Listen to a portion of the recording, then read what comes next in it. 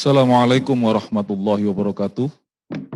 Selamat siang, salam sejahtera untuk kita semua. Semoga kita selalu dalam keadaan sehat walafiat, selalu dalam lindungan Tuhan Yang Maha Esa Allah Subhanahu wa taala, dan dijauhkan kita dari semua bala, penyakit, wabah, dan juga bencana. Yang kami hormati, Ibu Menteri Keuangan Republik Indonesia, Bapak Gubernur Bank Indonesia, yang sekaligus Ketua Umum IC, Ketua Umum KVKMA, Rektor UGM, Bapak narasumber yang telah hadir secara virtual, juga hadirin sekalian yang mohon izin untuk kita sebutkan satu persatu dari dunia akademis, para kolega kami dari Universitas Indonesia, para guru besar, para pengusaha, bankers, birokrat, baik di level pusat maupun di daerah, tentunya anggota IC di seluruh Indonesia dan juga seluruh anggota KVKMA di seluruh Indonesia. Mohon izin juga untuk menyapa Bapak dan Ibu yang hadir di sini, Bapak Bogat Agus Riono, Ketua KVKMA DIY, dan juga Pak Bakti.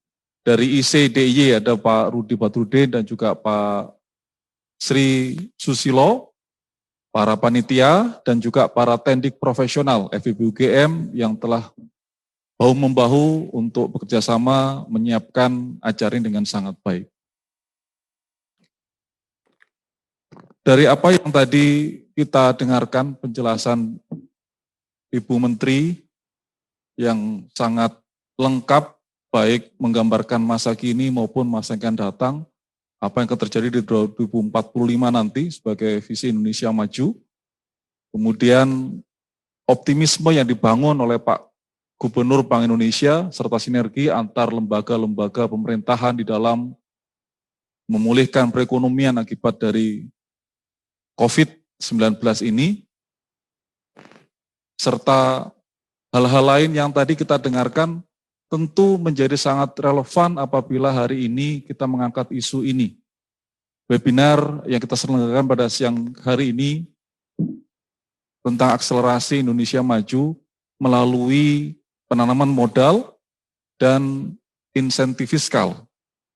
Bermuara dari Undang-Undang Nomor 11 tahun 2020 tentang Cipta Kerja, yang kemudian kalau kita lihat diturunkan menjadi pelaksananya dari Perpres Nomor 10 tahun 2021 tentang bidang usaha penanaman modal. Ada 15 pasal di sana, dan juga Perpres ini telah mencabut 2 Perpres yang lain, Perpres 6 tahun 2006 dan juga Perpres 4 tahun 2016. Kemudian tadi yang disampaikan Bu Menteri juga ada PMK 18 2021 tentang pelaksanaan Undang-Undang 11 tahun 2020 tentang Cipta Kerja di bidang pajak penghasilan, pajak pertambahan nilai, pajak penjualan atas barang mewah, ketentuan umum, dan tata cara perpajakan. Inilah yang akan kita bahas bersama-sama yang telah hadir di tengah-tengah kita. Untuk membahas apa, bagaimana, dan bagaimana dampaknya terhadap ekonomi, maka kami hadirkan 3 narasumber. Yang pertama, yang terhormat Bapak Hestu Yoga Saksama, Direktur Peraturan Perpajakan 1, Direktorat Jenderal Pajak Kementerian Keuangan Republik Indonesia. Apa kabar Pak? Semoga sehat selalu Pak Yoga. Baik Bapak, terima kasih. Sebelumnya ya, terima kasih Pak. Ini kami bacakan sedikit CV beliau, Bapak Yoga Hestu Yoga Saksama. Beliau menyelesaikan pendidikannya di Fakultas Ekonomi UGM jurusan akuntansi, kemudian melanjutkan pendidikan beliau di Master of Business Taxation di University of Southern California. Sebelum beliau menjabat sebagai Direktur Peraturan Perpajakan 1, beliau adalah Direktur Penyuluhan Pelayanan dan Humas di Kementerian Keuangan Republik Indonesia tahun 2016 hingga tahun 2020. Kemudian pernah menjabat sebagai Kepala Kantor Wilayah DJP di Jawa Timur tahun 2015 hingga 2016. Pembicara berikutnya yang kami hormati Bapak Darussalam. Sugeng siang Pak. Sugeng siang. Apa kabar Pak Darussalam? Semoga sehat selalu. Baik, terima kasih Pak Amirullah. Sehat Ye. juga buat Bapak. Pak Darussalam adalah alumni dari jurusan akuntansi Fakultas Ekonomi UNS, Universitas 11 Maret Solo. Kemudian beliau melanjutkan pendidikannya di Master in Tax Policy and Administration di Universitas Indonesia, kemudian juga melanjutkan di Master in European Tax and International Tax Law di Catholic University Leuven, Belgia, dan juga Tilburg University di Nederland. Dan saat ini beliau menjadi konsultan pajak serta managing partner untuk DDTC, Dhani Darussalam Tax Center. Yang berikutnya adalah Bapak Rosan Perkasa Ruslani. Beliau adalah Ketua Umum Kamar Dagang dan Industri Indonesia. Selamat siang Pak Ruslan. Selamat siang. Apa kabar Pak? Alhamdulillah sehat, salam sehat selalu. Alhamdulillah. Pak Rosan Ruslani menyelesaikan pendidikan sarjana beliau di bidang administrasi bisnis dari Oklahoma State University USA. Kemudian beliau juga melanjutkan pendidikan di Master of Business Administration di bidang manajemen bisnis internasional dan juga Master of Art di bidang komunikasi bisnis dan hubungan masyarakat di European University Antwerpen, Belgia. Dan kalau kita lihat di CV beliau ada berbagai pendidikan formal dan juga sertifikasi yang beliau ikuti. Saat ini beliau adalah komisaris, presiden komisaris, dan juga presiden direktur pada beberapa perusahaan di Indonesia. Demikian beberapa profil singkat dari ketiga narasumber kita. Tanpa berpanjang waktu, kita punya waktu hingga pukul 15.45,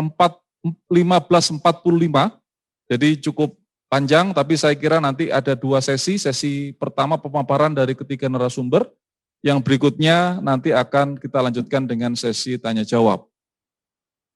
Langsung saja untuk Pak Hestu Yoga Saksama, kami persilakan untuk menyampaikan paparannya, dan ada waktu 15 menit untuk Bapak menyampaikan paparan.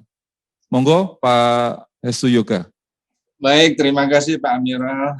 Assalamualaikum warahmatullahi wabarakatuh. Saya juga ingin menyapa Bapak-Bapak semuanya, Pak Rosan, Pak Darussalam, Pak Eko kalau masih hadir di sini, dan Bapak Ibu semuanya yang ada di dalam webinar pada hari ini. Terima kasih atas kesempatannya, dan karena mengingat waktunya yang tadi sudah dijadwalkan padat sekali, 15 menit, maka mungkin saya akan membawakan materi ini tidak akan cukup mendalam, dan saya cukup bersyukur, sangat bersyukur karena tadi Ibu Menteri Keuangan sudah memberikan latar belakang filosofi yang sangat-sangat clear terkait dengan apa yang akan saya sampaikan nanti, yaitu PMK pelaksanaan dari Undang-Undang Cipta Kerja dan juga sedikit mengenai Perpres nomor 10 tahun 2021 ini. Mungkin kami langsung saja Bapak Ibu sekalian. Nah, kalau kita bicara Undang-Undang Cipta Kerja, ini kalau di kami di Kementerian Keuangan, terutama di Direktorat Jenderal Pajak, setelah keluarnya Undang-Undang nomor 11 kemarin, kami punya 2 PR. Nah, dari sisi peraturan Pak, turunan dari Undang-Undang Cipta Kerja, dan ini syukur alhamdulillah kami bisa menyelesaikan sesuai tenggat waktunya. PP nomor 9 dan juga PMK nomor 18 tahun 2021 ini sebagai pelaksanaan dari Undang-Undang Cipta Kerja. Nah, di slide selanjutnya ini akan memberikan gambaran yang lebih lengkap.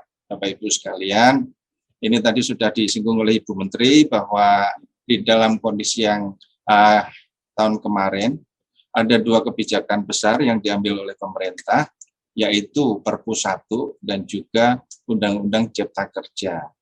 Nah, dari sisi perpajakan, maka 2 ketentuan tadi, dua undang-undang tadi, yaitu Perpu 1 maupun Undang-Undang Cipta Kerja, memberikan tema-tema di mana dalam mendukung kemudahan berusaha di Indonesia, maka kita punya 4 tema, yaitu meningkatkan pendanaan investasi, mendorong kepatuhan wajib pajak, meningkatkan kepastian hukum, dan menciptakan keadilan iklim berusaha. Nah, kalau kita lihat tabel yang ada di sini, paling kiri adalah meningkatkan pendanaan investasi, di mana kemudian di bawahnya ini ada substansi-substansi yang ada di Perpu 1, itu yang warnanya biru, dan yang ada di Undang-Undang Cipta Kerja, yang tidak ada warnanya, artinya putih saja latar belakangnya. Nah, di sebelah kanan juga ada satu yang biru juga, yang ada di Perpu 1 mengenai pemajakan transaksi elektronik, itu juga ada di dalam Perpu 1. Sementara yang lain ini adalah substansi yang memang adanya adalah di Undang-Undang Cipta Kerja. Nah, kalau Bapak Ibu perhatikan dan menyambung apa yang kami sampaikan tadi, bahwa Undang-Undang Cipta Kerja dan Perpu 1, terutama Undang-Undang Cipta Kerja, memberikan amanat untuk mengatur lebih lanjut aturan pelaksanaannya, dan kita sudah menyelesaikan dari sisi perpajakan, yaitu PP nomor 9 tahun 2001 dan juga 2021 dan juga PMK 18. Nah, ini yang menjadi salah satu topik dari seminar pada hari ini. Nah, kalau kita melihat substansinya dan di sini Bapak Ibu sekalian, sebelumnya tadi Mas. Nah, seperti penghapusan PPh dividen dalam negeri dan juga dividen dari luar negeri. Nah, kalau di dalam tanda kurung itu artinya aturannya ada di PP, aturan turunannya ada di PP 9 ataupun ada di PMK 18. Nah, itulah yang kami maksudkan bahwa seluruh yang ada di Undang-Undang Cipta Kerja, seluruh substansi sudah ada aturan turunannya, PP 9 dan PMK 18, sehingga kami pastikan bahwa hari ini seluruh substansi yang diatur dalam Undang-Undang Cipta Kerja sudah bisa diimplementasikan dengan baik dari sisi perpajakan.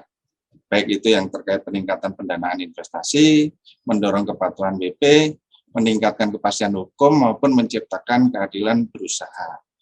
Nah, mengingat waktunya terlalu sempit, nah makanya saya hanya akan memberikan sedikit overview saja di halaman berikutnya. Dan mungkin ada satu contoh yang mungkin tentunya akan menarik buat Bapak Ibu sekalian.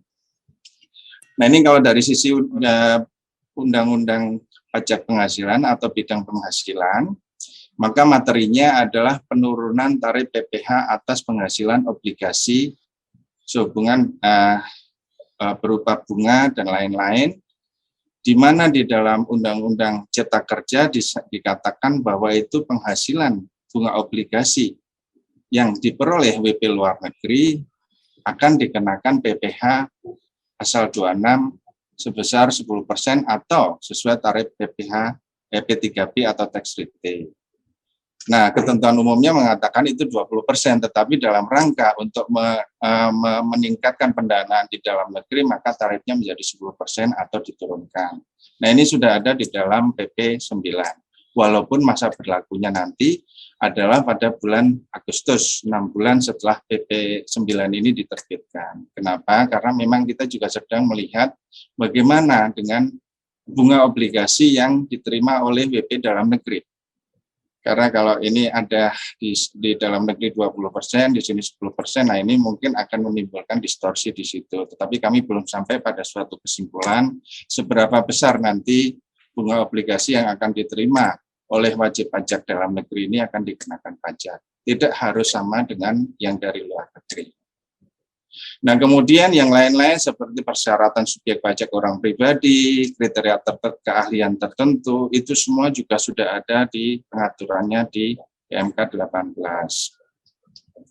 Kalau bicara pendanaan investasi, seperti yang disampaikan oleh Ibu Menteri tadi, yang nomor 4 ini mengatakan mengenai dividen yang diterima oleh subjek pajak dalam negeri. Nah, coba lanjutnya, Mas. Nah, pengaturannya secara ringkas adalah seperti ini, Pak. Ada 4 jenis penghasilan yang dikecualikan dari objek pajak.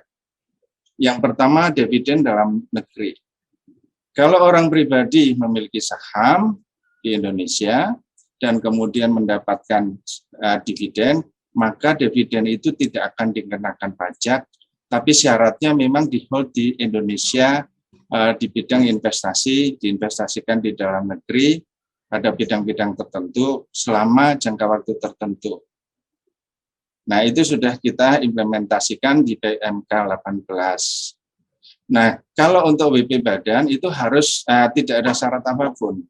Apakah itu diinvestasikan atau yang lain tidak ada syarat, tapi untuk WPOP ini ada syarat harus diinvestasikan dalam jangka waktu tertentu. Kalau tidak diinvestasikan dalam jangka waktu tersebut, maka tadi dividen akan dikenakan pajak, kan gitu. Sementara yang dividen dari luar negeri, apabila itu berasal dari perusahaan yang ada di bursa luar negeri, maka seluruh dividen yang diterima berapapun itu harus diinvestasikan di Indonesia. Kalau tidak, maka yang tidak tadi akan dikenakan pajak. Sementara kalau dividen itu berasal dari anak perusahaannya misalnya yang bukan di bursa, maka diinvestasikan paling sedikit hanya 30% dari laba setelah pajaknya. Kalau di atas itu, di luar yang 30% itu dari laba setelah pajak itu memang kita tidak akan memajaki, we just let it go, untaxed. Nah, hanya yang 30% harus dibawa ke Indonesia. Kalau dibawanya ke Indonesia hanya 20%, yang akan kita kenakan pajak PPh hanya yang 10%, selisihnya saja. Sementara yang 70 tadi ya sudah, kita tidak akan memajaki lagi. Nah, itu yang dividen dari luar negeri yang dari non-bursa, artinya seperti kalau satu perusahaan di Indonesia punya perusahaan di luar negeri, entah itu 70% porsi sahamnya atau 100%. Nah, pemberlakuannya adalah seperti ini. Kemudian penghasilan setelah pajak dari BUT di luar negeri, ini diinvestasikan di Indonesia paling sedikit 30% dari laba setelah pajak. Ini kira-kira sama dengan yang dividen dari luar negeri tersebut. Sementara kalau penghasilan dari luar negeri tidak memiliki melalui BUT, ambil contoh misalnya perusahaan konstruksi di Indonesia membangun jalan tol di Amerika, wah hebat ya. Dan kemudian penghasilannya berapa? Nah, itu harus dibawa pulang semua penghasilan kena pajaknya dan tidak akan dipajaki di Indonesia. Tetapi kalau dibawa pulang hanya setengahnya, nah makanya yang setengahnya akan kita kenakan pajak.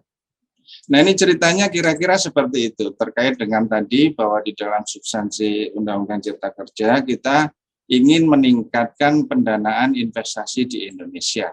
Oleh karena itu penghasilan-penghasilan ini tidak dikenakan pajak, sebagian ada syarat harus diinvestasikan, memang sebagian tidak. Karena kita realistis juga bahwa ada juga kebutuhan untuk mengembangkan usahanya di luar negeri. Sehingga yang 70% misalnya, ya sudah we just let it go, tidak akan kita kenakan pajak. Lanjut. Nah, ini adalah, nah dulu kita waktu TA juga memiliki pengalaman seperti ini. Investasinya di instrumen apa? Nah, ini kita buka cukup luas. Cukup luas. SBN, SBN syariah, obligasi, suku, dan lain-lain ini sangat luas. Jadi tidak perlu khawatir bahwa saya harus investasi di mana. Nah, ini keranjangnya kita lebarin, benar-benar mau pilih yang mana silahkan, sesuai dengan selera, sesuai dengan hitungan masing-masing, sepanjang diinvestasikan di sini. Nah, itu yang tadi saya katakan tidak akan dikenakan pajak. Lanjut. Lanjut, Mas. Nah, batas waktunya ada diatur, kemudian jangka waktunya adalah holding periodnya harus diinvestasikan tadi 3 tahun. Ini kira-kira mirip sekali dengan waktu tax amnesty yang repatriasi semacam itu harus diinvestasikan. Nah, ini kira-kira sama. Dan kemudian tentunya harus ada laporan realisasi investasinya. Nah, ini kira-kira satu contoh dari bagaimana kita melaksanakan Undang-Undang Cipta Kerja pada area yang ini saja. Lanjut, Mas. Nah, tentunya banyak semua materi yang ada di dalam Undang-Undang Cipta Kerja ini yang tadi saya sampaikan, alhamdulillah kami bisa menyelesaikan prosesnya dengan sangat baik. PP 9 dan PMK 18 sudah bisa kita selesaikan. Dan kalau ini slide-nya banyak berisi yang seperti ini, saya mungkin nggak akan punya waktu untuk menyampaikan satu persatu. Nah, saya akan sedikit loncat kepada apa yang tadi juga disampaikan oleh Ibu Menteri Keuangan terkait dengan Perpres 10. Nah, tadi Ibu Menteri Keuangan sudah memberikan background yang sangat bagus sekali apa tujuan dari Perpres ini, perbedaannya dengan yang lama. Nah, mungkin tugas saya sekarang hanya tinggal menyampaikan bahwa, lanjut Mas, di dalam Perpres tadi ada bidang usaha prioritas dan ini mendapatkan fasilitas baik yang fiskal maupun non-fiskal. Nah, tentunya saya akan bicara yang dari sisi perpajakan. Nah, ada tax allowance, tax holiday, investment allowance, dan lain-lain. Nah, ini saya ingin sedikit saja melaporkan kepada Bapak Ibu sekalian mengenai ketentuan yang sudah ada. Jadi ini bukan hal yang baru Bapak Ibu sekalian. Lanjut, ini tadi sama dengan Ibu Menteri. Nah, kita sudah punya keranjang belanjanya, keranjang belanja insentifnya kita sudah punya, bahkan sebagian besar sudah dari bertahun-tahun yang lalu. Jadi kembali lagi Perpres 10 tadi itu bukan hal yang baru terkait dengan insentif pajak, sudah berjalan. Tax holiday ini sebenarnya sudah dari tahun 2010, tapi ada pembaruan-pembaruan lagi. Kemudian mini tax holiday juga ada, tax allowance juga ada. Nah, mungkin juga menarik mengenai super deduction untuk vokasi. Tadi Ibu menyampaikan, kalau ada perusahaan melakukan kegiatan pelatihan dan training, bekerja sama dengan dunia pendidikan, nah biaya yang dikeluarkan untuk training tersebut bukan hanya bisa dibiayakan, mengurangi penghasilan bruto untuk menghitung pajaknya, tapi ada bonus lagi, ditambahkan lagi sebagai biaya 100%. Makanya kita bilang itu super deduction.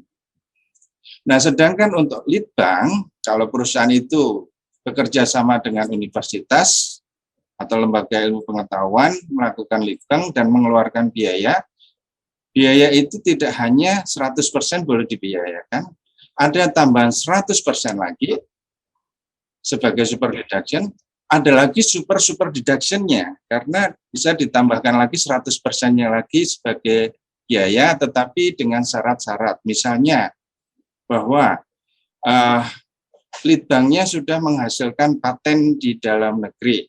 Nah, itu 50% dari biaya tadi boleh ditambahkan. Lead bank-nya bisa menghasilkan paten yang didaftarkan di luar negeri, ditambah 25%. Kemudian hasil lead bank tadi, paten tadi memasuki tahap komersialisasi, menjadi produksi, menjadi instrumen untuk memproduksi barang berdasarkan paten tersebut. Nah, maka itu bisa ditambah lagi dengan 100% lagi. Nah, inilah yang kira-kira kita berikan kalau tadi di dalam bidang prioritas ada listnya dan kemudian ada fasilitasnya. Yang saya sampaikan di sini adalah bahwa itu semua sudah dilaksanakan, insentif itu sudah ada, dan sedikit gambaran mengenai realisasinya di halaman berikut. Nah, ini kita ambil contoh tax holiday PMK 130 dari tahun 2018. Komitmen investasi yang sudah mendapatkan persetujuan untuk memanfaatkan tax holiday sampai hari ini sudah 1.264 triliun. Dari tahun 2018, 19, nah kebetulan sebenarnya trennya sangat bagus di 2019, namun kemudian karena mungkin kondisi COVID membawa pengaruh terhadap minat investasi, tapi itu juga bukan hanya terjadi di Indonesia, tetapi di seluruh dunia. Nah, ini agak menurun di 2020. Nah, tentunya kita berharap bahwa dengan pemulihan kondisi setelah COVID-19 ini, 2021 bisa lebih baik lagi. Demikian juga tax allowance juga sudah banyak dimanfaatkan. Lanjut. Investment allowance juga sudah, ini hanya untuk yang padat karya, tidak terlalu banyak. Lanjut. Nah, ini vokasi yang saya cerita tadi, super deduction, sudah dimanfaatkan oleh banyak perusahaan, ada 29 wajib pajak yang menggandeng 212 mitra pendidikan dan balai latihan kerja, dan sudah melakukan estimasi biayanya itu 638 miliar untuk melakukan pelatihan atau vokasi, mendidik mahasiswa, anak-anak sekolah. Di perusahaannya mereka mengeluarkan biaya sampai 638 dan akan menikmati fasilitas super reduction tadi. Lanjut. Nah, yang terakhir mungkin juga ini lead bank, kita mungkin ini angkanya agak salah, mohon maaf, bukan 1.000 miliar, tapi ini juga sudah dimanfaatkan oleh 12 wajib pajak untuk membiayai penelitian dan pengembangan dengan 106 proposal. Sektornya, kegiatannya seperti ini, dan mudah-mudahan ke depan akan semakin banyak lagi, dan mudah-mudahan perguruan tinggi terkemuka pun ikut memanfaatkan ini, bekerjasama dengan perusahaan-perusahaan, melakukan litbang, dan memanfaatkan fasilitas super deduction yang ada di sini. Nah, mungkin itu saja yang sedikit bisa kami sampaikan sebagai overview terhadap Perpres 10 maupun PMK 18 sebagai pelaksanaan dari Undang-Undang Cipta Kerja. Demikian Pak Amirul, saya mungkin cukupkan di sini, mungkin nanti di diskusi bisa kita perdalam lebih lanjut. Terima kasih. Terima kasih Pak Hestu Yoga Saksama atas paparannya. Berikutnya kita lanjutkan saja karena waktunya memang sudah agak mepet. Kepada yang terhormat Bapak Darussalam, monggo waktu kami persilakan kepada Bapak untuk menyampaikan paparannya. Sama dengan Pak Yoga tadi, Pak Darussalam, insya Allah kurang lebih 15 menit. Monggo Pak Darussalam. Ya, terima kasih Pak Amirullah atas waktunya. Sebelumnya saya akan nyapa juga ya kepada para narasumber yang lain. Kolega saya Pak Hestu, ya. Selamat siang Pak Hestu, sehat. Lantas kolega saya juga Ketua Kadin Pak Rosan, dan mungkin ya yang masih ada di room Pak Eko kalau masih ada, selamat siang, dan Pak Bogat ya juga selamat siang semuanya. Oke. Saya akan menyampaikan terkait dengan aspek pajak penghasilan ya, yang terdapat di dalam Undang-Undang Cipta Kerja dan aturan turunannya, bagaimana bisa mendorong insentif fiskal seperti itu. Nah, ada sebagian tadi sudah disampaikan oleh Pak Hestu Yoga, tetapi saya ingin melihat dari perspektif lain ya, perspektif negara lain, apakah ya hal-hal yang ada dalam Undang-Undang Cipta Kerja kita itu memang bisa dipergunakan untuk mendorong ya, insentif fiskal, dan itu bisa dimanfaatkan oleh para wajib pajak, dan bagaimana implikasinya kepada wajib pajak itu sendiri. Nah, kalau saya bisa nyatakan apa-apa yang ada di Undang-Undang Cipta Kerja ini sebenarnya itu sudah didahului dengan suatu aturan sebelumnya di dalam Perpu nomor 1 tahun 2020. Oke, slide berikutnya. Jadi yang bisa saya katakan adalah, tadi Pak Yoga menyatakan ada salah satu insentif untuk tidak mengenakan pajak atas dividen sepanjang, kalau itu untuk orang pribadi dalam negeri maupun dari yang luar negeri, sepanjang itu diinvestasikan kembali. Nah, kalau ini tidak didahului dengan satu ketentuan, saya khawatirnya nanti dividen yang ditanamkan ketika habis masa holdingnya itu ditakutkan akan kembali lagi atau lari lagi ke luar negeri. Nah, tetapi dalam hal ini pemerintah sudah melakukan sesuatu yang tepat. Apa itu sesuatu yang tepat adalah menyisipkan dalam Perpu nomor 1 tahun 2020 sebagaimana telah diundang-undangkan dengan Undang-Undang nomor 2 tahun 2020 adalah penurunan tarif PPh badan secara bertahap dari 25% menjadi 22% di tahun 2020 dan di 2021 dan dilanjutkan turun lagi menjadi 2020 tahun depan dan tahun-tahun berikutnya. Kenapa ini penting? Nah, karena ditakutkan kalau kita tidak melakukan penurunan tarif, itu dikhawatirkan dividen yang akan diinvestasi itu sifatnya sementara, hanya untuk memenuhi syarat holding periodnya tersebut.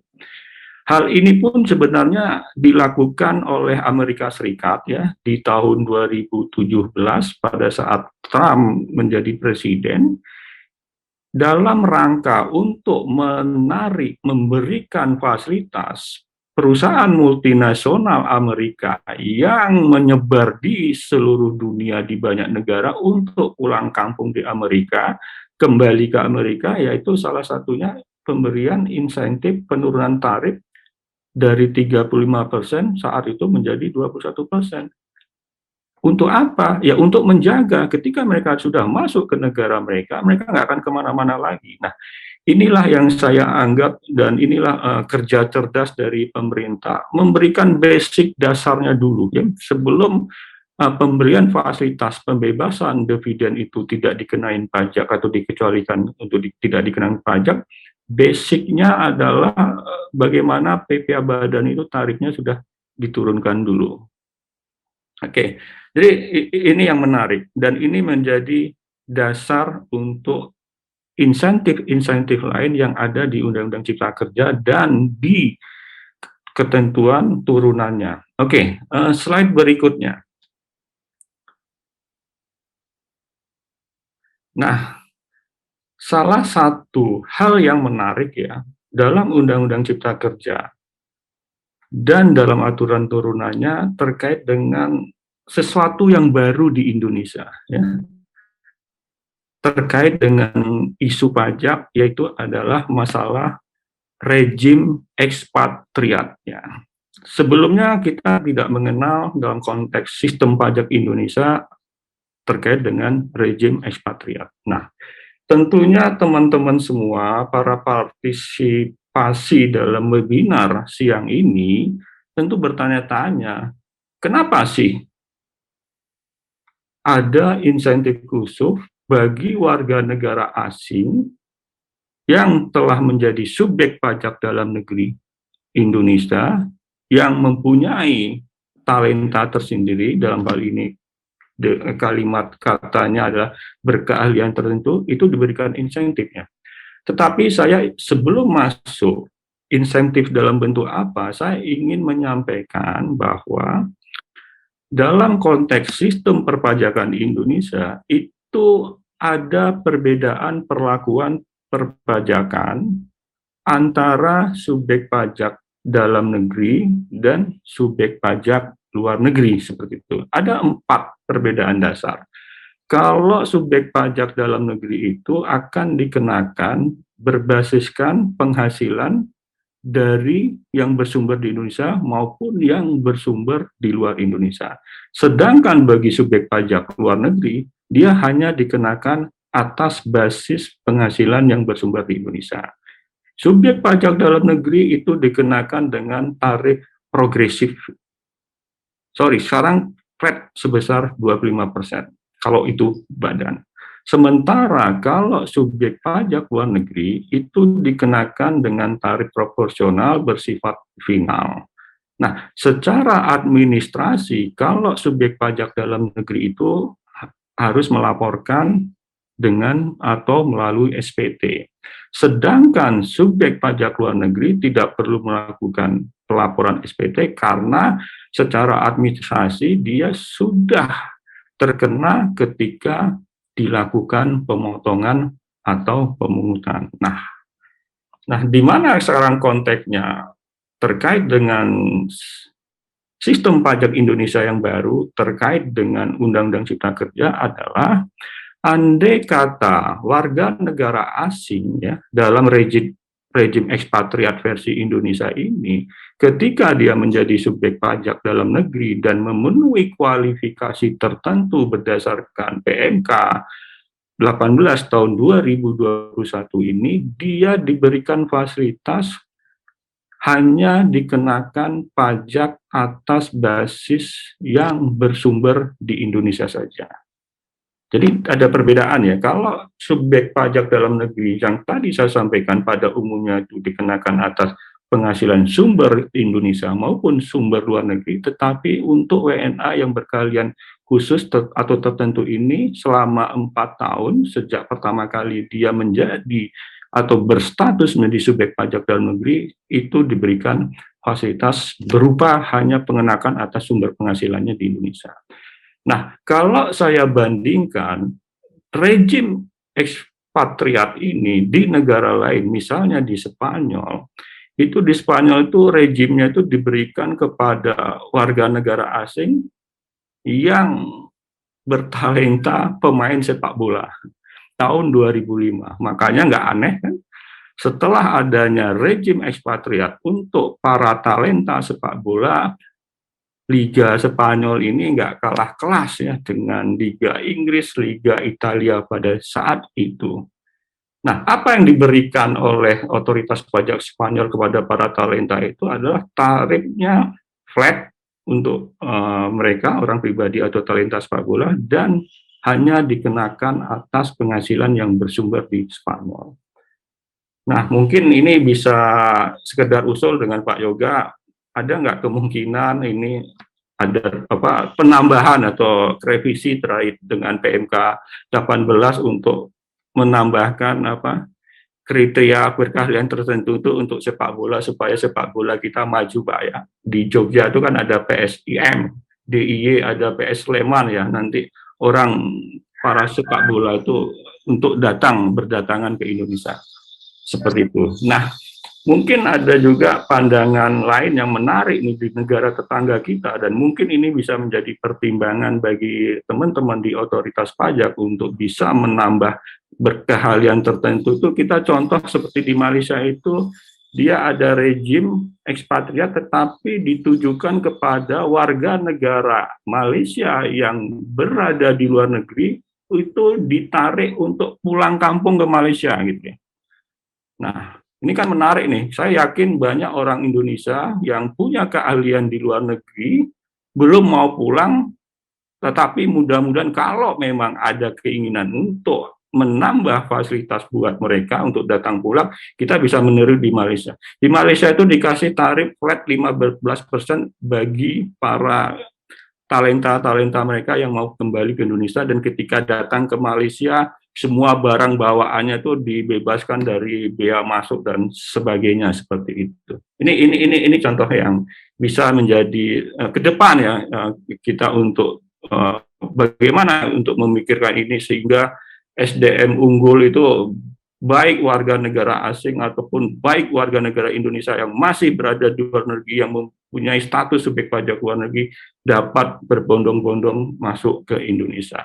Nah, perebutan sumber daya unggul ini telah terjadi di Eropa dan sebagainya, karena ya ini terkait dengan fase demografi yang talenta mereka semakin tua dan talenta muda belum tumbuh sehingga menjadi rebutan. Jangan sampai nanti malah kita yang kesedot ya, talenta hebat kita, talenta pintar kita untuk datang ke negara-negara yang memberikan fasilitas rejim ekspatriat ini. Jadi kita saling bersaing nih memperebutkan tenaga bertalenta melalui kebijakan pajak yang dinamakan rejim ekspatriat. Oke, selanjutnya. Nah, apresiasi yang tinggi saya berikan juga kepada teman-teman di Direktorat Jenderal Pajak terkait dengan pengecualian dividen dalam negeri untuk orang pribadi. Tetapi tadi sudah disebutkan oleh Pak Yoga bahwa untuk dividen dari badan yang terima badan tidak ada masalah, bebas tanpa syarat. Nah, bagaimana sekarang dengan dividen dalam negeri yang dibagikan kepada pemiliknya, pemegang sahamnya yang berstatus sebagai orang pribadi, ini sungguh kemajuan besar. Dan saya tidak pernah membayangkan Indonesia akan mengeluarkan kebijakan pengecualian seperti ini. Nah, saya bisa utarakan data histori sebelum berlakunya undang-undang sekarang ini, Undang-Undang Cipta Kerja. Kalau kita neropong Undang-Undang PPH di tahun 2000 dan Undang-Undang PPH 2008, kita masih menganut apa yang dinamakan classical system. Wajib pajak dipandang orang pemegang saham dengan PT yang dikuasainya itu sebagai entitas yang terpisah. Jadi ketika ada laba di tingkat PT dikenakan pajak di tingkat PT, ketika sisanya setelah pajak dividen itu dibagikan ke pemiliknya yang berstatus sebagai pajak dalam negeri, itu dikenakan pajak lagi.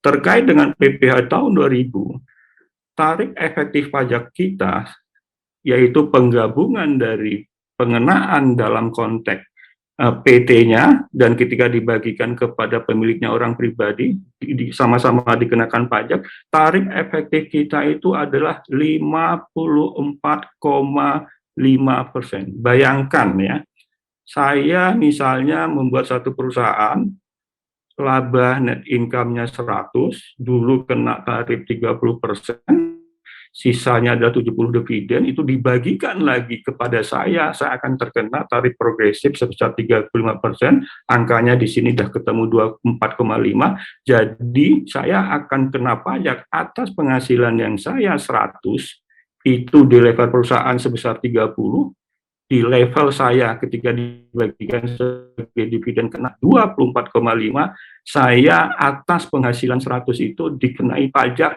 more than 50%, 54,5%. Sangat luar biasa. Ini akan mendorong orang untuk berpikir berat pajak di Indonesia, sehingga pada saat rejim tahun 2000 ini yang terjadi adalah disguised dividend. Banyak orang melakukan dividen terselubung. Nah, ketika di tahun rejim Undang-Undang PPH tahun 2008 itu diperbaiki classical sistemnya, yang tarif progresif 35% itu dikenai flat final 10%. Masih tetap ada pajak berganda, tapi sudah diminimalisir sehingga burden of tax-nya, efektif tax rate-nya saat itu berdasarkan rejim Undang-Undang PPH tahun 2008 itu 32,5%. Nah, saat ini pajak berganda, 2 kali pengenaan pajak di level perusahaan dan pemiliknya sebagai orang pribadi itu dihapus.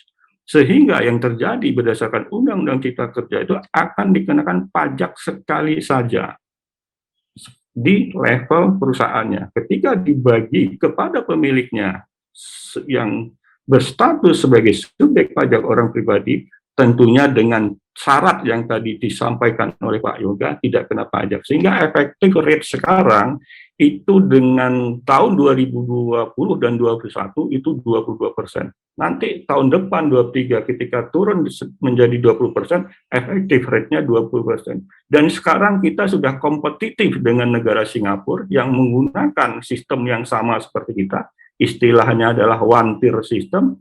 Singapura efektif tax rate-nya 17%, Malaysia 24%, sehingga kita sangat kompetitif dibandingkan dengan negara di sekitar kita atau di kawasan ASEAN.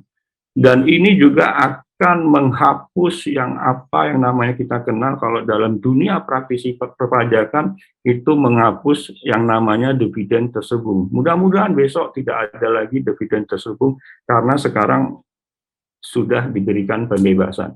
Oke, slide berikutnya. Nah, bagaimana dengan penghasilan dividen yang bersumber dari luar negeri ketika dibagikan kepada para pemegang saham di dalam negeri? Kita sudah melakukan suatu lonjakan yang juga sangat luar biasa. Yang tadinya saya juga nggak berpikir Indonesia akan melaksanakan kebijakan pengecualian terkait dengan ini. Jadi dengan kebijakan yang ada sekarang berdasarkan Undang-Undang Cipta Kerja, sekarang negara kita sudah bergeser dari worldwide income atau subjek pajak dalam negerinya bergeser menjadi teritorial tetapi tidak secara penuh. Saya menyebutkannya sebagai hybrid teritorial sistem karena hanya masih dibatasi hanya untuk penghasilan atau dividen tertentu dengan harus memenuhi persyaratan. Nah, ini yang saya kaitkan tadi dengan paparan saya yang pertama dalam menjaga agar jangan sampai tadi dividen yang sudah dibawa masuk ke dalam negeri itu lepas lagi setelah masa periode yang 3 tahun itu kalau Indonesia tidak menurunkan tarif PPh badannya.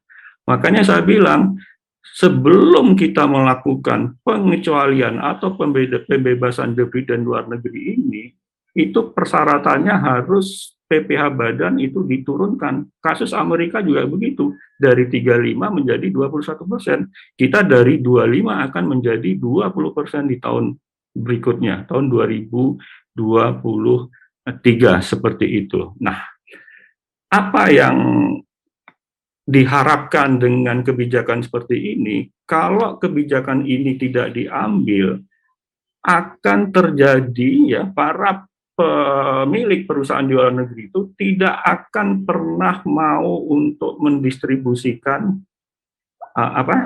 labanya untuk direpatriasi ke Indonesia. Sehingga yang terjadi apa? Lockout effect atau keengganan untuk merepatriasi sehingga dana itu tetap diparkir di luar negeri. Even kita punya yang namanya ketentuan CFG, Control Foreign Corporation, sebagai ketentuan anti penghindaran pajak di Indonesia, tetapi itu kan terbatas terhadap jenis penghasilan terhadap badan usaha luar negeri yang tidak dalam di sahamnya diperdagangkan di bursa seperti itu.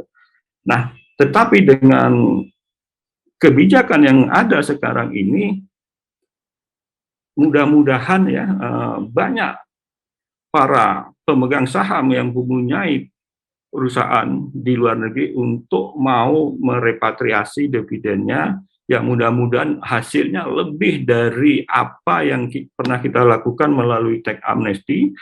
Di samping itu tadi juga sudah disebutkan bahwa jenis-jenis investasi yang diberikan untuk penempatan dana tersebut itu ada 12 jenis investasi, dan menurut catatan saya ini lebih banyak daripada jenis investasi yang pada saat tax amnesty dulu. Tax amnesty hanya 8, sekarang menjadi 12.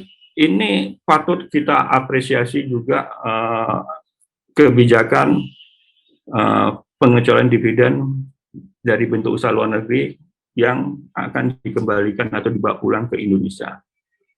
Dan tren perubahan ya dari sistem worldwide menjadi teritorial ini yang ingin saya sampaikan bahwa pada dasarnya sekarang sudah banyak negara-negara meninggalkan sistem pemajakannya atas basis worldwide menuju teritorial. Dulu di tahun 2000, kalau kita kaji atas survei negara-negara OECD yang berjumlah 34 negara, di tahun 2000 itu penggunaan worldwide maupun teritorial masing-masing separuhnya 14 teritorial, 14 worldwide. Tetapi di tahun 2018 hanya tersisa 6 negara yang masih menggunakan worldwide income. Artinya apa? Artinya Indonesia mengikuti tren perkembangan untuk merubah sistem pemajakannya dari worldwide ke teritorial semata-mata, dan tidak lain tujuannya adalah bagaimana ini memperebutkan investasi atau bagaimana untuk kebijakan bisnis di Indonesia itu lebih tepat sasaran seperti itu, dana tersedia terutama bagi pengusaha-pengusaha Indonesia yang punya badan usaha luar negeri untuk bisa melirik tanamkan saja di Indonesia karena tarif PPh badannya sudah diturunkan seperti itu. Oke, waktu saya kurang berapa menit lagi, Pak Amirullah? 1 menit lagi, Pak Darussalam. 1 menit lagi ya. Oke, saya tutup dengan 2 slide, silahkan. Yang ini tadi sudah disampaikan oleh Pak Yoga terkait dengan penurunan PPh atas penghasilan obligasi, dan ini terkait dengan BPKH ya. Di sini ada penambahan ya, jenis dari objek pajak yang dikecualikan terkait dengan dana setoran biaya penyelenggaraan ibadah haji BPIH dan atau BPIH khusus yang diterima oleh Badan Pengelola Keuangan Haji, serta dari penghasilan dari pengembangan keuangan haji dalam bidang atau instrumen keuangan tertentu yang dalam PMK 18 tahun 2021 itu diatur kriteria instrumen keuangan tertentunya itu ada di pasal 45 ayat 2, nanti teman-teman bisa lihat sendiri. Dan terakhir, masalah pemajakan sisa lebih lembaga sosial dan atau keagamaan ini pada dasarnya ini lirik ya, aturan sisa lebih terkait dengan perguruan tinggi yang sifatnya non-profit seperti itu. Mungkin itu yang bisa saya sampaikan. Jadi yang ingin saya tegaskan adalah selamat datang ya era perpajakan baru Indonesia yang lebih fair, lebih transparan, dan yang lebih berkepastian hukum. Dan tentunya saya mengimbau kepada wajib pajak ya, pergunakanlah sebanyak mungkin insentif yang memang sudah diberikan dalam Undang-Undang Cipta Kerja itu, bagaimana kita untuk membangun atau mengakselerasi menuju Indonesia maju dari peran serta wajib pajak. Demikian yang saya sampaikan. Assalamualaikum warahmatullahi wabarakatuh. Saya kembalikan kepada Pak Amirullah. Terima kasih. Waalaikumsalam. Terima kasih Pak Darussalam atas paparannya. Sangat menarik, ada beberapa tambahan tadi yang bisa digunakan untuk meningkatkan kemampuan PMK untuk bisa memberikan ruang bagi para WP ya, untuk pengecualian pajak tadi. Salah satu yang saya ingat tadi, di balik sepak bola yang hebat ternyata juga ada sistem pajak yang hebat. Saya kira itu, terima kasih Pak Darussalam. Dari regulator sudah kita dengarkan paparannya, dari konsultan pajak juga kita sudah dengar juga paparannya dan juga beberapa hal tadi. Sekarang saatnya kita dengarkan dari dunia usaha, apa yang bisa diharapkan dari kedua peraturan ini di dalam pengembangan ekonomi, terutama dari dunia usaha. Kami persilahkan kepada Bapak Rosan Perkasa Roslani untuk menyampaikan paparannya. Sama dengan yang lain Pak, kami mohon untuk bisa memberikan dalam waktu 15 menit kurang lebih. Kami persilakan Pak Rosan, monggo. Terima kasih Mas Amirullah. Assalamualaikum warahmatullahi wabarakatuh. Salam, Om Swastiastu, Namo Buddhaya, salam kebajikan. Selamat sore dan salam sejahtera buat kita semua. Tadi paparan sudah sangat luar biasa disampaikan kepada oleh Pak Hestu dan juga Pak Darussalam. Dan mungkin saya hanya menambahkan saja karena waktu yang memang terbatas.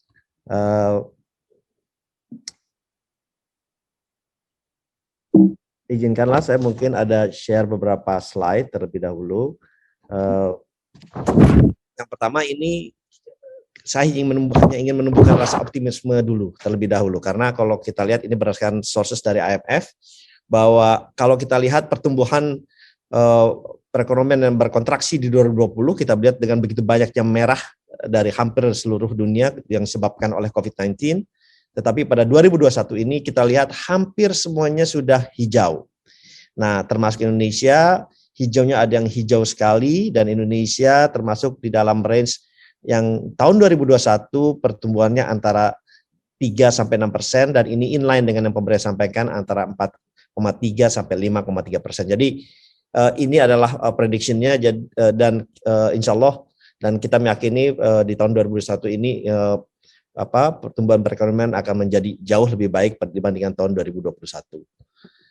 Kemudian ini sangat penting saya ingin sampaikan, karena vaksinasi ini juga mempunyai hubungan yang erat dalam rangka bagaimana perekonomian ke depan ini akan sangat-sangat berhubungan. Dan kalau kita lihat Indonesia sekarang ini sudah menjadi negara nomor 9 dari jumlah vaksinasinya yang dilakukan di seluruh dunia, kurang lebih 10,7 juta, ini berdasarkan data di bulan Maret tanggal 28. Dan kita sekarang per daily basis setiap hari penyuntikannya sudah mencapai 500.000 per setiap harinya. Jadi ini akan terus ditingkatkan mencapai kurang lebih 1 juta per hari, dan tentunya herd immunity yang dimana target 182 juta itu bisa tercapai sesuai dengan yang ditargetkan oleh pemerintah, yaitu pada pertengahan tahun depan. Dan ini tapi melihat kecepatannya insya Allah itu bisa kita capai lebih singkat daripada pertengahan tahun depan. Kemudian mungkin kita lihat masalah investasi. Kalau kita lihat memang investasi kita meningkat, tetapi kalau kita lihat sebenarnya peningkatan yang terbesar adalah dari segi peningkatan penanaman modal dalam negeri. Kita lihat bisa dari grafiknya, penanaman modal luar negeri memang meningkat, tetapi dibandingkan penanaman modal dalam negerinya memang PMDN meningkat jauh lebih banyak. Dan ini pun di tahun 2021 ini, di tahun 2020 ini kita juga melihat bahwa investasi kita meningkat, tetapi peningkatan ini juga disebabkan oleh PMDN. PMDN-nya meningkat 7% dan PMA-nya ini berkontraksi minus 2,4%, sehingga kita masih tumbuh dari segi investasi walaupun di tengah tantangan COVID-19 di tahun 2020 ini di 2,1%. Dan ini memang melebihi target dari angka yang dicanangkan oleh BKPM. Ini adalah data dari BKPM tahun 2021. Tetapi walaupun kita meningkat, ini saya hanya ingin mengambilkan perbandingkan dengan negara-negara ASEAN, dengan negara tetangga kita. Ini walaupun investasi kita meningkat, tetapi in term of penanaman modal asing terhadap GDP kita, terhadap PDB kita relatifly masih tertinggal dibandingkan oleh negara-negara tetangga kita. Kita lihat Indonesia penanaman modal asing berbanding GDP masih di 1,81%, ya memang India 1,5%, tapi seperti Filipina di 2,9%, Thailand di 2,6%, Vietnam sangat tinggi di 6,3% dan Malaysia di 2,3%. Dan tentunya harapannya dengan adanya Undang-Undang Cipta Kerja dan juga implementing regulation-nya, produk turunnya seperti Perpres dan PP juga sudah selesai, ini dapat meningkatkan arus investasi yang masuk ke Indonesia, dan tidak hanya masuk ke Indonesia, tetapi juga ke sektor-sektor yang produktif dan juga berorientasi ekspor, serta mendorong hilirisasi dan meningkatkan nilai tambah dalam rangka mendorong pertumbuhan perekonomian ke depan. Nah, tetapi juga satu catatan dari yang harus saya sampaikan, memang investasi kita meningkat setiap tahunnya, tetapi in term of penyerapan tenaga kerja justru kita mengalami penurunan. Kalau kita lihat per 1 triliun pada tahun 2016, dengan investasi yang masuk per 1 triliun kita bisa mendapatkan penyerapan tenaga kerja 2.271 orang.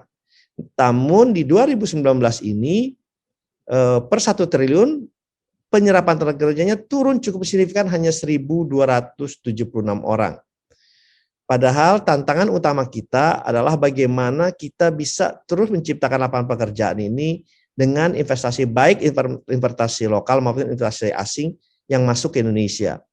Nah, memang kalau kita lihat investasi yang masuk ke Indonesia adalah investasi yang padat modal. Nah, padahal harapannya kita ingin investasi yang masuk ke Indonesia tidak hanya padat modal tapi juga padat karya. Nah, oleh sebab itu banyak sekali insentif yang tadi sudah disampaikan, baik fiskal maupun moneter yang dikeluarkan oleh pemerintah dalam rangka mendorong investasi yang masuk ke Indonesia ini, dan juga bisa mendorong penciptaan lapangan pekerjaan ke depannya menjadi lebih besar. Tadi ini sudah disinggung oleh Bu Sri Mulyani, saya hanya mungkin refresh sedikit. Ini ease of doing business kita selama 2 tahun terakhir memang agak stagnan di nomor 73, Dan ini adalah perbandingan, saya suka mengambil perbandingan negara-negara tetangga kita, karena kenapa? Kita ini we are competing with our neighboring countries juga. Kita ini berkompetisi dengan negara tetangga kita dalam rangka kita menarik investasi masuk ke negara kita. Nah, ya memang Singapura sangat tinggi, nomor 2, Malaysia nomor 12, Thailand nomor 21, Vietnam kurang lebih hampir sama di nomor 70, Brunei di nomor 66, dan Filipina di nomor 95, dan yang lainnya masih di atas nomor 100. Tapi poinnya yang paling penting adalah memang ada hal-hal yang perlu kita terus perbaiki, dan memang poin-poin seperti starting the business itu adalah poin yang memang kita masih ketinggalan, dan hal ini tentunya menjadi hal yang sangat penting untuk kita bisa mengakselerasi ekonomi melalui penanaman modal. Nah, starting business ini harus ditingkatkan, termasuk juga dengan enforcing the contract, trading across border, dan juga dealing with construction permit and registering property. Jadi memang hal-hal ini yang harus kita tingkatkan, yang harus kita dorong agar bisa menjadi lebih baik ke depannya. Ini mungkin saya tidak membahas lebih dalam karena tadi sudah disampaikan dengan sangat baik oleh Pak Hestu dan juga Pak Darussalam mengenai Perpres nomor 44 dan menjadi Perpres nomor 10 tahun 2021 memang memberikan daftar aktivitas bisnis yang dijalani investor asing yang lebih longgar. Kalau boleh saya sampaikan di sini adalah Indonesia sebelum adanya Undang-Undang Cipta Kerja dan Perpres ini adalah implementing regulasinya, turunan regulasinya, kita adalah negara salah satu yang paling tertutup. Saya masih ingat angkanya kurang lebih kita antara yang tertutup dan setengah tertutup kurang lebih itu ada 515 industri. Sedangkan di negara-negara ASEAN-nya seperti Singapura-nya 6, Filipina hanya 20. Jadi kita becoming more open country. Sekarang yang tertutup hanya 6 bidang, dan selain 6 bidang itu adalah bidang yang berhubungan dengan UMKM itu tetap masih ditutup. Ya. Jadi bidang-bidang yang tertutup ada 6, yaitu yang berhubungan dengan perjudian, narkotik, kemudian senjata kimia, trading endangered species, yang merusak ozon layer dan koral alam. Jadi 6 itu ditambah bidang yang berhubungan dengan UMKM itu masih ditutup. Jadi memang ada revisi dari negative investment list menjadi positive investment list. Tadi ini juga sudah disinggung bidang usaha prioritas oleh Bu Sri Mulyani, mungkin saya tidak menyinggung kembali. Bidang-bidang usahanya adalah bidang proyek strategis nasional, padat modal, padat karya, teknologi tinggi, industri pionir, berorientasi ekspor, dan berorientasi penelitian dan pengembangan. Karena tapi ingin saya garis bawahi bahwa mengenai research and development ini, pemerintah pun sudah mengeluarkan peraturan tax insentif yang sangat-sangat baik, yaitu 300% dari apabila perusahaan berpartisipasi dalam research and development. Ini Permen keuangannya juga sudah keluar sejak hampir 2 tahun yang lalu, bersama-sama dengan fiskal insentif apabila perusahaan ikut dalam program vokasi itu diberikan insentif perpajakan sebesar 200%. Ini tadi mungkin saya tidak bahas lagi karena sudah disampaikan oleh Pak Hestu. Memang pada intinya pemberian baik tax allowance, tax holiday yang makin disempurnakan, dan juga termasuk juga investment tax dan yang lain-lainnya mungkin saya tidak membahas lagi karena waktu yang terbatas. Ini juga sama di insentif dalam Perpres nomor 10 tadi juga sudah dibahas. Mengenai tax allowance, tax holiday, pembebasan bea untuk masuk barang dan pengembangan industri, dan non fiskalnya ini juga sebetulnya masih lebih banyak lagi, tapi ini adalah beberapa poin yang saya ambil dari Perpres nomor 10 tahun 2021. Ini juga saya mungkin tidak bahas, tadi sudah dibahas oleh Pak Hestu juga dan oleh Pak Darussalam secara komprehensif, karena beliau berdua adalah masternya mengenai perpajakan, jadi saya tidak membahas ini lagi. Dan reformasi struktural untuk Indonesia maju, memang Omnibus Law ini adalah the biggest structural reform yang dilakukan oleh pemerintah, dan saya kita dari dunia usaha tentunya sangat mengapresiasi hasil dari Omnibus Law ini dan berserta produk turunannya sebanyak 51 yang sudah keluar pada bulan Februari, sehingga diharapkan kedepannya ini akan meningkatkan iklim investasi, meningkatkan ease of doing business, dan tentunya akan lebih meningkatkan produktivitas dari para pekerja kita secara keseluruhan. Dan ini adalah yang terakhir, inilah faktor utama juga yang menentukan pertumbuhan ekonomi kita 2021. Penanganan COVID yang tadi saya sudah sampaikan sudah sangat baik dan meningkat, walaupun tantangan dari ketersediaan vaksin ini tetap ada karena seluruh dunia memerlukan vaksin pada saat yang bersamaan. Dan harus kita ingat juga bahwa produser vaksin di dunia itu adalah swasta juga. Jadi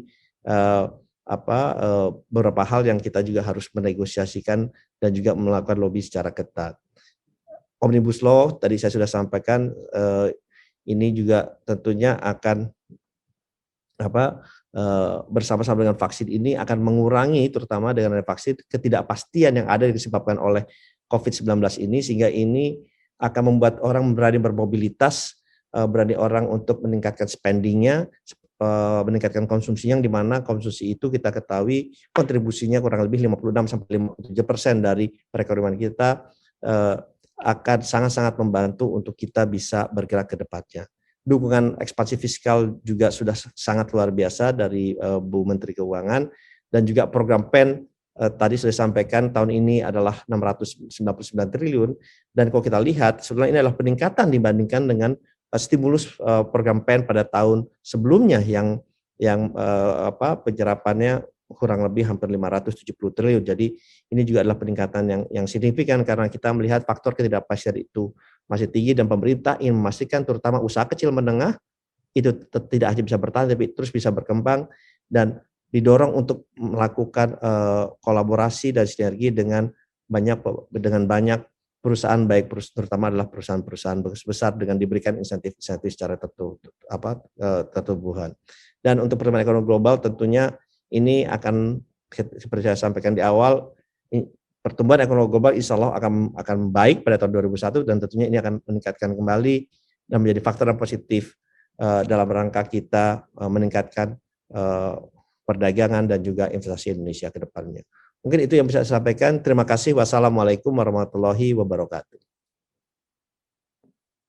Waalaikumsalam warahmatullahi wabarakatuh. Terima kasih Pak Rosan Roslani atas paparannya. Sangat menarik tadi, diawali dengan optimisme tentang perekonomian di Indonesia tahun 2021, dan tadi sudah diperlihatkan betapa peta yang tadinya merah sudah menghijau, dan di Indonesia juga bagian dari hijau itu, dengan optimisme pertumbuhan ekonomi di tahun 2021 mencapai 4,3 hingga 5,3%. Saya kira sesuatu capaian yang cukup bagus, namun demikian catatannya perlu ada beberapa perhatian terkait dengan penanganan COVID, terutama terkait dengan vaksin, kemudian adanya akselerasi reformasi, dan juga dari dukungan ekspansi, terutama untuk pengusaha-pengusaha kecil lewat fiskal dan seterusnya. Terima kasih sekali Pak Rosan atas paparannya. Bapak dan Ibu hadirin sekalian, peserta webinar, alhamdulillah 3 narasumber kita sudah menyampaikan paparannya, dan seperti yang kami sampaikan tadi, bahwa kami akan buka sesi tanya jawab, namun karena keterbatasan waktu dan juga ada banyaknya pertanyaan yang masuk ke kami melalui kolom chat, maka izinkan kami hanya membacakan 2 dari sekian banyak yang masuk tadi, dan kami akan sampaikan kepada Bapak narasumber yang diadres di pertanyaan ini untuk menjawab langsung secara singkat saja. Mohon izin, yang pertama dari Ibu Indah Safitri, PT Suntara Gajapati, pertanyaan ditujukan kepada Bapak Hestu Yoga. Ada 3 pertanyaan Pak Hestu. Yang pertama, bagaimana upaya pemerintah untuk meningkatkan pekerja informal ke jaminan sosial, BPJS, TK, dan kesehatan? Saya ulangi lagi, bagaimana upaya pemerintah untuk meningkatkan pekerja informal ke jaminan sosial, BPJS, tenaga kerja, dan kesehatan? Yang kedua, apakah tahun ini ada rencana pemutihan denda pajak? Dan yang ketiga Pak, ini agak curhat ini Pak, pemerintah mendorong pariwisata aktif kembali, namun mudik lebaran dilarang. Bukankah ini terbalik Pak? Mohon berkenan untuk merespon pertanyaan ini secara singkat Pak Hestu Yoga. Ya baik, memang sepertinya hanya satu pertanyaan yang kira-kira masuk ke area saya ya Pak ya, mohon maaf Pak Amirul, upaya meningkatkan upaya pekerja informal masuk ke BPJS, nah tentunya itu menjadi pekerjaan kita bersama ya Pak ya, pemerintah, berusaha, nah tentunya dari sisi perusahaan-perusahaan juga harus mendorong perusahaan dari sisi BPJS dan tentunya masyarakat sendiri perlu disosialisasikan banyak manfaat dari BPJS itu. Tapi saya tidak akan bisa menjawab lebih jauh lagi, termasuk mudik lebaran. Nah, mudik lebaran ini dilarang tentunya kalau dari sisi pemerintah adalah memitigasi risiko. Memang kondisi kita sekarang vaksinasi sudah berjalan dan pemerintah sangat berusaha keras mengucurkan anggaran yang puluhan triliun mengadakan vaksin, tetapi kan tentunya dalam waktu 1 bulan ke depan yang dimana lebaran akan datang, sepertinya kita belum akan siap untuk melonggarkan situasinya. Oleh karena itu demi pemulihan ekonomi yang lebih baik, ya mari kita sama-sama menahan diri dulu supaya setelah lebaran dan setelahnya nanti vaksinasi sudah semakin banyak dan kita bisa bergerak lebih cepat lagi. Nah, pemutihan denda pajak, nah tentunya kami juga tentu akan terus memikirkan bagaimana seperti yang tadi di Cipta Kerja tadi, salah satu poin dari Undang-Undang KUP yang sudah kita lakukan adalah relaksasi atau moderasi sanksi-sanksi perpajakan yang biasanya flat 2% per bulan misalnya, sekarang kita bawa ke arah sesuai suku bunga acuan yang tentunya akan lebih rendah, dan itu pun bertahap tergantung dari tingkat kesalahannya. Kalau semakin berat gitu kan semakin tinggi, tetapi itu salah satu bentuk bagaimana kita itu memoderasi denda sanksi administrasi perpajakan untuk mendorong wajib pajak lebih patuh. Tadi Ibu Menteri menyampaikan, aku salah begini, daripada ini saya sukarela saja membetulkan SPT-nya, membayar pajak yang kurang dibayar, dan sanksinya akan paling rendah di situ. Nah, upaya yang lain tentunya kita akan uji kembali terkait dengan bagaimana kita meringankan atau pemutihan denda pajak lagi. Itu aja Pak Amirul. Matur sembah nuwun sangat Pak Hestu Yoga. Bu Indah, saya kira sudah direspon meskipun tidak semua karena yang sesuai dengan bidang Pak Hestu Yoga hanya yang pertama dan yang ketiga. Sementara yang pertama tidak disinggung karena memang bukan bidang beliau. Terima kasih sekali lagi Pak Hestu Yoga. Yang berikutnya pertanyaan dari Bapak Muhammad Naufal Arifianto dari STI SIA Surabaya, ditujukan kepada Bapak Darussalam. Pertanyaannya, hal ini terkait dengan hybrid teritorial, apa yang terjadi dan diharapkan Indonesia ketika PPh badan tidak diturunkan, terutama pada repatriasi aset saham luar negeri, badan usaha luar negeri, untuk mau repatriasi aset ke dalam negeri, untuk tarif PPh badannya diturunkan. Bagaimana menurut Bapak? Oke, langsung saya jawab. Monggo Pak Darussalam. Amirullah ya.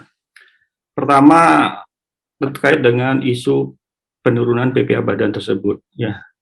Saya ingin sampaikan bahwa sekarang rata-rata dunia untuk tarif PPh badan itu angkanya di 21, sekian persen. Untuk di kawasan ASEAN angkanya 22, sekian persen. Jadi kalau kita sekarang memang akan menurunkan tarif PPh badan itu bertahap, pertamanya saya ingin sampaikan itulah tren di dunia seperti itu. Jadi kita nggak ada pilihan nih, harus ikut tren itu, kalau enggak kita nanti akan menjadi negara, salah satu negara yang di atas rata-rata tarif pajaknya di level dunia maupun di ASEAN.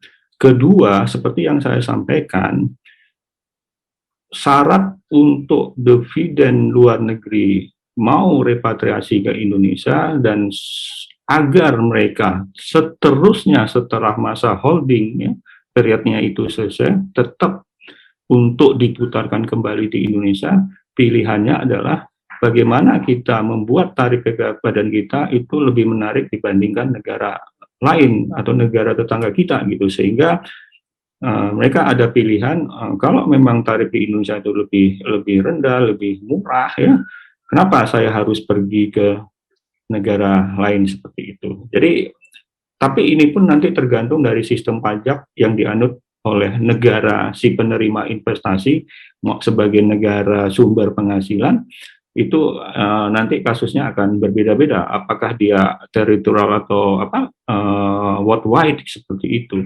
Nah, kalau dari sisi worldwide, dari sudut pandang investor Indonesia, dimanapun dia akan berinvestasi, dia akan balik lagi ke Indonesia, karena kita akan kenakan secara worldwide, gitu kan. Yang sudah dikenakan di negara asal investasi atau sumber investasi, itu ketika sudah dikenakan akan menjadi kredit pajak di Indonesia, seperti itu. Dan kalau kita mengenakan teritorial, maka tarif efektif dari sisi investor Indonesia, dia akan mencari negara-negara yang memang memberikan keuntungan pajak lebih besar. Karena apa? Karena ketika dia repatriasi ke Indonesia, itu tidak dikenakan pajak kalau kita menganut teritorial. Jadi mungkin itu yang bisa saya sampaikan terkait dengan prasyarat adanya penurunan tarif PPh 2 sebelum kita berbuat kebijakan terkait dengan kebijakan tentang pengecualian dividen dari badan usaha luar negeri yang ditarik atau direpatriasi ke Indonesia. Terima kasih. Saya kembalikan lagi ke Pak Amirullah. Matur nuwun Pak Darussalam. Pak Naufal, pertanyaan sudah direspon oleh Pak Darussalam. Pertanyaan yang ketiga, ini dari Bapak M. Ridwan Asel dari Unpati, ditujukan kepada Bapak Rosan. Pertanyaannya, kenapa pertumbuhan investasi tidak mampu mendorong penyerapan tenaga kerja secara optimal? Seperti data perbandingan yang disampaikan tahun 2016 sampai tahun 2020. Menurut Bapak, apa yang salah atau kurang dari investasi di Indonesia? Oke, terima kasih Mas Amirullah. Mungkin saya langsung menjawab saja. Memang investasi yang masuk ke Indonesia, seperti saya sempat singgung tadi, dalam beberapa waktu kebelakangan ini, memang masuk ke industri jasa. Contohnya kita lihat banyak sekali masuk ke sektor-sektor rintisan seperti Gojek, Tokopedia, kemudian OVO, yang dimana mereka melakukan penarikan raising the equity itu tidak hanya sekali tapi berkali-kali dan dalam jumlah yang cukup signifikan. Nah, memang harapannya tentunya kenapa banyak yang tidak masuk padat karya, karena memang salah satunya adalah faktor produktivitas kita yang perlu kita tingkatkan. Faktor daya saing kita yang memang perlu kita tingkatkan. Nah, sekarang kita lihat dengan Omnibus Law sudah ada begitu banyak revisi, termasuk dari segi perizinan, permits, licenses, kemudian juga dari sektor tenaga kerja. Nah, kalau dulu contohnya di sektor tenaga kerja kita adalah salah satu negara dengan dengan uang pensiun yang paling tinggi di dunia. Nah, sekarang tetap salah satu yang paling tinggi walaupun sudah ada revisi, sekarang sudah ada pembagiannya di mana tidak semua ditanggung oleh pemerintah, oleh pengusaha, tapi ada porsi yang ikut ditanggung oleh pemerintah. Nah, oleh sebab itu diharapkan dengan adanya reformasi struktural yang dilakukan di dalam Omnibus Law ini, harapannya investasi yang masuk ke Indonesia adalah yang padat karya, yang bersifat manufacturing, tetapi juga tetap memberikan nilai tambah terhadap baik dunia usaha maupun sumber daya manusia kita ke depannya. Mungkin itu, Mas Abdullah, terima kasih. Terima kasih, Pak Rosan Roslani. Jadi ada 3 pertanyaan dari para peserta webinar yang disampaikan melalui kolom chat dan sudah dijawab dengan sangat baik oleh ketiga narasumber kita. Dan ini adalah akhir dari sesi kita, tapi sebelumnya izinkan saya untuk sedikit memberikan beberapa poin tadi dari Pak Hestu Yoga Saksama, menyampaikan ada beberapa kebijakan yang telah diambil oleh pemerintah melalui PMK 18/2021 terkait dengan perpajakan, terutama di PPh, PPN, dan juga PPNBM tadi. Kemudian saya rasa ada beberapa hal tadi yang disebutkan juga terkait dengan beberapa instrumen yang mungkin bisa menjadi pilihan bagi masyarakat Indonesia untuk bisa mendapatkan keringanan dalam berpajak. Harapannya saya kira ini meningkatkan upaya untuk kesadaran dalam membayar pajak pada akhirnya. Kemudian tadi juga disampaikan beberapa hal lain, termasuk juga dengan super deduction vokasi dan juga super deduction litbang, yang mudah-mudahan bisa diharapkan oleh teman-teman di perguruan tinggi, dimanfaatkan sedemikian rupa sehingga tidak hanya mengangkat perekonomian, tapi juga meningkatkan TFP yang tadi disampaikan oleh Bu Menteri. Di Indonesia perekonomiannya masih didominasi oleh capital. Jadi mudah-mudahan ini juga bisa mendorong ke arah tersebut. Dari Pak Darussalam yang saya catat tadi adalah bahwa ini adalah era baru dalam perpajakan di Indonesia dan perpajakan yang semakin fair, semakin transparan dan juga berketentuan hukum, sehingga diharapkan nanti apa yang sudah dilakukan oleh pemerintah terutama dengan aturan-aturan yang ada itu akan bisa meningkatkan perekonomian secara keseluruhan. Meskipun tadi ada catatan, ada beberapa ketentuan yang perlu ditambahkan agar PMK 18/2021 bisa berhasil guna dan juga berdaya guna. Dari Pak Rosan Roslani dari dunia usaha, tadi secara umum menyampaikan optimisme dan itu senada dengan apa yang disampaikan oleh Bapak Gubernur Bank Indonesia di opening speech tadi itu, terkait dengan bagaimana kita membangun optimisme untuk perekonomian ke depan. Beberapa hal tadi disampaikan sebagai prasyarat terkait dengan penanganan terhadap COVID, terutama untuk vaksin, kemudian dukungan fiskal bagi pelaku usaha, dan tadi juga disampaikan bagaimana ease of doing business yang di Indonesia masih agak tertinggal dibandingkan dengan negara-negara yang lain. Mudah-mudahan jadi perhatian kita semuanya. Saya rasa itu yang bisa saya sampaikan untuk closing dari kegiatan seminar kita di sore kali ini.